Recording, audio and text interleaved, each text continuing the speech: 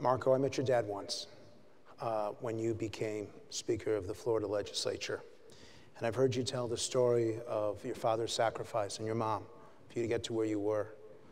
But I wonder if you could describe how it felt as you were standing up on that podium to take control of the Florida Legislature, one of the youngest, if not the youngest speaker ever. And there was your father, and knowing what he'd been through for you. As you looked down on him, what were you thinking? You know, my father had a particularly difficult life. Neither one of my parents came from wealth or privilege. They were both born on the island of Cuba, and they both were born to poor families. But my father had it particularly difficult. 4 days before he turned 9, my father's mother died.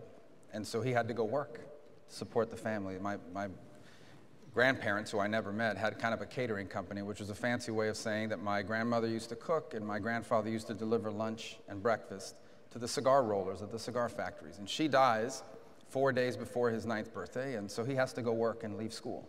And he never went back to school. And he would work for the next 70 years of his life.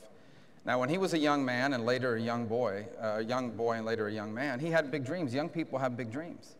But his dreams became impossible. And so when they came here in 1956, my parents found a new dream.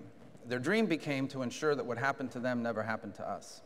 That all the things that were never possible for them would be possible for their children. And that's why they worked so hard. In America, my mother worked at a factory building aluminum chairs. She was a cashier at a hotel in Miami Beach. She was a stock clerk at Kmart. She was a maid at a hotel in Las Vegas. My father was primarily a banquet bartender. And that's what he did for a living. And he worked well into his 70s. He worked on nights, he worked on weekends, he worked on holidays, he worked on days I'm sure he didn't feel like working. He worked so that we would have the chance to do all the things he never could. And I guess at that moment, as many times since, I've been reminded that he stood behind that small portable bar in the back of a banquet hall for all those years.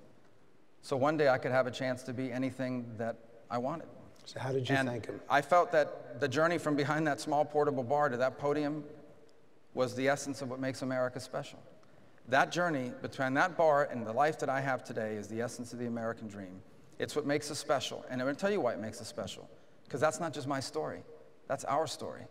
In this country, we are all but a generation or two removed from someone who did that for us. Every country in the world has rich people. Even the poorest country in the world has rich people. What makes America so unique is that in this nation, millions and millions of people who are not rich nevertheless achieve happiness through hard work and perseverance. And whether or not we remain a special country will be largely determined by whether that's still possible. So how I felt that day? I felt obviously grateful to my parents and to the blessings God has provided us. But I felt like in some small way my father looked down and said, those years of sacrifice were worth something. They mattered. I was consequential. I mattered because I opened doors for my children that had been closed for me. That only would have been possible in the greatest nation on earth.